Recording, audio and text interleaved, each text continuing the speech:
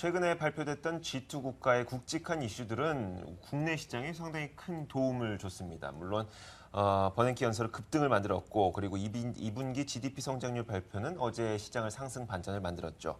자, 이후의 상승 추세를 이끌어줄 만한 모멘텀은 없을까요? 이제 시장이 모멘텀 찾기에 나섰는데 과연 어떤 것들이 있을지 살펴보도록 하겠습니다. 네. LG경제연구원 배민금 책임 연구원 나왔습니다. 안녕하세요. 안녕하십니까? 네, 안녕하십니까. G2 국가에 나왔었던 여러 가지 발표들, 사실 지난 뉴스긴 한데, 우리 연구원님께서 좀 거시적인 관점으로 좀 잘 보고 계시니까 한 번 더 좀 점검을 하고 지나갔으면 좋겠어요. 먼저 중국 쪽이요. 네. GDP 이 예상치 수준으로 나왔습니다.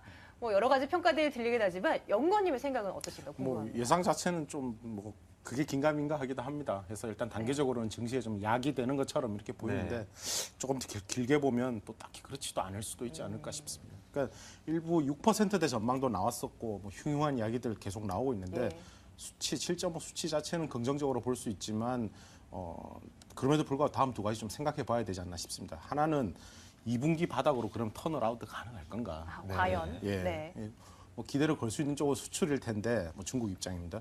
미국은 회복되고 있지만 유럽이 아적이기 때문에 좀 반쪽짜리 회복일 수밖에 없지 않느냐라는 것이고 또 수출이 좀 잘 되더라도 이것이 중국 내수로 확산되는 그런 연관 효과도 과거보다 많이 줄었을 것이다 이런 생각해 볼 수 있습니다. 근데 그에 비하면 내수 부문 아까 제가 흉흉하다는 표현 썼는데 상당히 안 좋을 수 있다라는 것이죠. 2010년 이후에 계속 형성되어 온 그 과잉 신용 문제 이것이 해결이 되어야 한다, 해결하려고 한다라는 것이 기본 정책 방향인 것 같습니다. 이건 뭐냐니까 결국은 과도한 부채와 그에 따른 그 이자 부담을 줄여 나가야 된다라는 것인데 그 뭐 말이 쉬워서 그렇지 결국 대단히 좀 고통스러운 과정이 될 수밖에 없습니다. 그래서 뭐 수출 좋아진다라는 거 이것이 사실 지금 크게 기대할 수 있는 것도 아니지만 그렇다 하더라도 내수에서의 어떤 어려움을 충분히 상쇄할 수 있는 그런 수준은 아닙니다. 그러다 보니까 이번에 7.5라고 하는 것은 사실 뭐 속도가 우려할 만할 정도는 아니었구나라는 것이지 어떻게 보면 하반기도 전망이 그렇게 좋지는 않다라는 것이죠. 그리고 그래서 어떻게 보면 이런 추세를 뒤집을 만한 별다른 어떤 모멘텀 이런 것들 아직 좀 보고 있지 않다 이렇게 볼 수 있겠고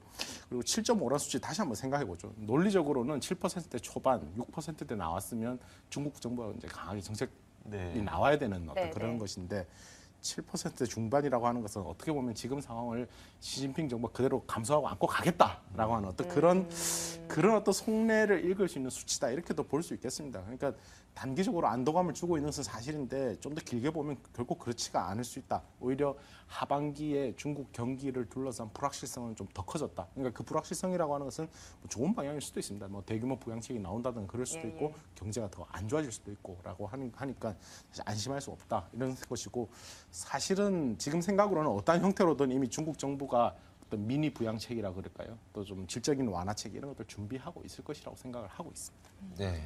그래야 할 텐데 말입니다. 중국 정부가 7%까지는 좀 감내할 수 있다라는 의견도 내놨기 때문에 오히려 굉장히 부양책은 나타나지 않고 경기는 줄어들고 이런 좀 안 좋은 모습인 것 같습니다. 그런데 저희가 뭐 지난주에 버냉키 의장의 발언이 우리 시장의 급등을 이끌었지만 이번 주에도 버냉키 의장이 상하원 의견 증언을 앞두고 있는 상황입니다. 과연 여기서는 어떤 이야기가 나오게 될까요? 물론 그렇게 크게 차이는 나지 않을 것이다라는 의견이 지금 현재 상태로는 중론인 것 같은데요. 예, 그 차이가 나면 조금 더 곤란해지지 않겠습니까? 그렇죠. 예, 말 바꾸진 않으시겠죠? 네, 기본적으로 그래서 이제 매파적인 발언이 나올 것으로 보고 있지는 않을 것인데 버냉키 의장 입장에서는 사실 고민거리는 기본적으로 연준 내부의 분위기는 제가 좀 강경한 편이다라고 이 시간에 계속 말씀드리고 있는데 또 반대로 시장에서는 비둘기파로서의 어떤 면모를 계속 기대를 하고 있고 요구가 높습니다. 그러니까 그러다 보니까 양자 사이의 어떤 간극을 메우는 것이 가장 대단한 고민이지 않을까 싶고 그리고 어제 오늘 사이에 나온 미국의 어떤 경제 지표라고 하는 것들도 조금 엇갈린 그런 모습들이었어요. 그래서 소매 판매 같은 경우를 보니까 전년 대비 소폭의 플러스이긴 한데 시장 예상치보다는 좀 낮다. 그리고 자동차와 에너지 제외하고 보니까 또 전년 대비로도 마이너스더라. 애매한 수치입니다. 그리고 기업 재고는 증가로 돌아섰으니까 향후에 경기 회복 이런 것들을 반영을 하고 있는데 시장 뉴욕 제조업 지수는 또 시장 예상치를 또 크게 상회했다. 이러다 보니까 전반적으로 좀 경제 지표라고 하는 것도 좀 강하게 탄력을 받기는 어려운 상황 아닌가. 그러니까 일단 당장 오늘 내일 이렇게 봐서는 좀 관망 심리 뭐 계속 얘기가 나오고 있겠지만 관망 심리에 대한 뭐 그런 것들이 크지 않을까 싶습니다. 예. 아유, 뭐 이 관망, 이 지지부진한 모습 이런 것들 언제까지 이어질 것인가? 뭐 그냥 답답하기만 한 요즘인데요. 네. 그나마 실적에서 좀 해답을 찾지 않을까 이런 기대를 걸지만 또 기대감은 확 낮아진 상황이기 때문에 좀 그렇습니다. 미국에서 나오는 기업들의 실적은 참 좋아요. 좋은데 그렇습니다. 국내 기업들은 기대만한 곳이 없는 것 같습니다. 어떻게 보세요? 그렇죠. 그 반복해서 말씀드리고 싶은 부분은 사실 미국 증시는 사실 계속 연일 사상 최고치인데 네. 예. 우리가 꼭 그걸 따라가야 하는 것은 아닐 수도 있다는 것이죠. 일단 뭐 경기 흐름도 사실 좀 다르고요. 상반기에 달랐고 또 우리가 대외 여건에 어떤 영향을 많이 받는다는 전제하에서 미국이나 일본은 경기가 상반기에 좀 괜찮았는데 중국은 사실 또 하강 흐름이지 않습니까? 이거 확인이 네. 됐지 않습니까? 그러니까 우리 그 사이에 끼어 있다라는 것이죠. 그러니까 우리가 사실 꼭 좋은 쪽에 탁 이렇게 들어갈 수는 없을 가능성도 크다라는 것이고 어떻게 보면 말씀하신 대로 어떤 실적에 대한 기대치 자체는 조금 낮춰져 있기 때문에 어떻게 보면 좀 편안하지 않느냐 이런 의견도 나오고는 있는데 네, 네. 그것을 확인해 나가는 과정에서 다소 흔들림 이런 건 또 있을 수 있을 것 같습니다. 그래서 미국은 전망치를 상회한다. 근데 우리나라는 우리 조금 그렇지 못할 가능성도 있지 않느냐라는 것이죠. 국내 이슈 한 가지만 더 언급을 드리겠습니다. 지난주 초에 회사채 시장 정상화 방안 나왔었는데 네, 네. 뭐 주된 대상이 일단 조선해운건설 주요 3대 취약 업종입니다. 그래서 이들 업종에 대해서 당장 이제 회사채 발행을 조금 용인을 해준다라고 해서 네. 당장의 자금 조달 문제가 해결이 된다 하더라도 얼마나 안정이 될 수 있을까? 사실 이들 업종도 2분기 실적 성적표 받아봐야 된다라는 것이죠. 근데 수주, 뭐 매출 마찬가지입니다. 양적으로 조금 회복됐다. 뭐 그렇다 치더라도 최근 들어서는 그 수주, 그러니까 매출의 어떤 질 문제가 이제 제기가 되고 있는 것이죠. 그래서 뭐 해외에서 저가 수주 이렇다면 사실은 어닝에 있어서는 더 부정적일 수도 있고 최근에 이러한 그 회사채 시장 정상화 방안 때문에 뭐 이들 업종의 흐름이 비교적 괜찮게 나오고 있는데 2분기 실적을 확인하는 과정에서는 다시 좀 얼어붙는 그런 장면 나올 수도 있지 않을까 하는 생각 해봅니다. 그리고 이것이 전반적으로 우리나라 자본시장에 있어서 결국은 좀 분위기를 제약하는 요인. 어떻게 보면 미국은 지난 한 4년 동안 이런 문제를 많이 좀 털어내고 이렇게 가고 있는데 우리는 그런 것들이 여전히 남아있기 때문에 예. 시장이 그만큼 그 상승의 또 여력 이런 것들도 좀 제약이 될 수밖에 없지 않나 싶습니다. 조선이나 건설의 네. 최근의 상승세의 주가 움직임도 한 번쯤 돌이켜서 확인해 볼 필요가 있을 것 같습니다. 예. 네, 지금까지 말씀해 주신 부분을 정리를 해보자면 이 연준에서는 매파 의견이 좀 늘어날 것이고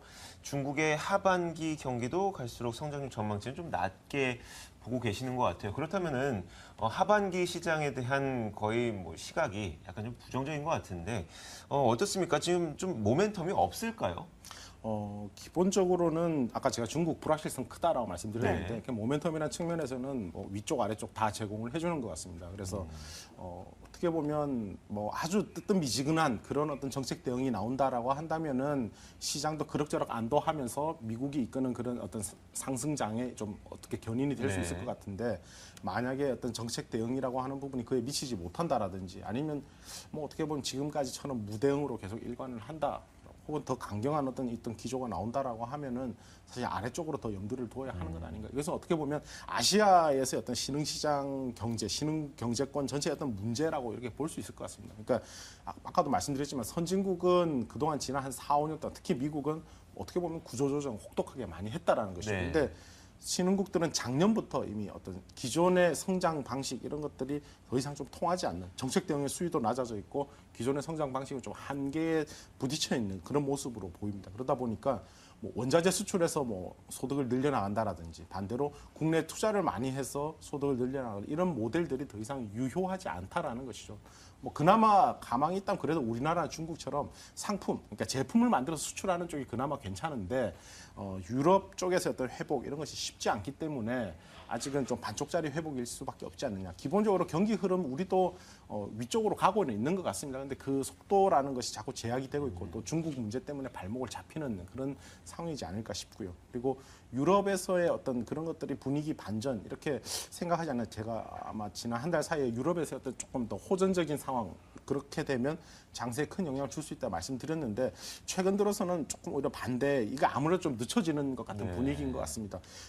실물 경기는 분명히 조금 위쪽으로 향하는 그런 징후가 나타나고 있습니다만은 국가신용도 뭐 그저께도 그렇고 피치가 프랑스 국가신용등급도 떨어뜨리고 유럽 재정안정기금 신용등급도 떨어뜨렸습니다. 네. 그러니까 또 이에 또 연계해서 나오는 은행권들의 어떤 신용위험 증가 이런 것들이 계속 남아있기 때문에 단기적으로는 유로존도 악재를 조금 더 이렇게 맞으면서 가야 되는 그런 상황 아닌가 싶습니다. 그러니까 당면에 있어서 가장 큰 어떤 그 모멘텀이라고 한다면 일단 중국 쪽이 되지 않을까 이렇게 생각을 하고 있습니다. 예, 각국에서 흘러나오고 있는 이슈들 총 진단해봤습니다. LG경제연구원 배민근 책임연구원과 함께 말씀 나눠봤습니다. 말씀 고맙습니다. 감사합니다.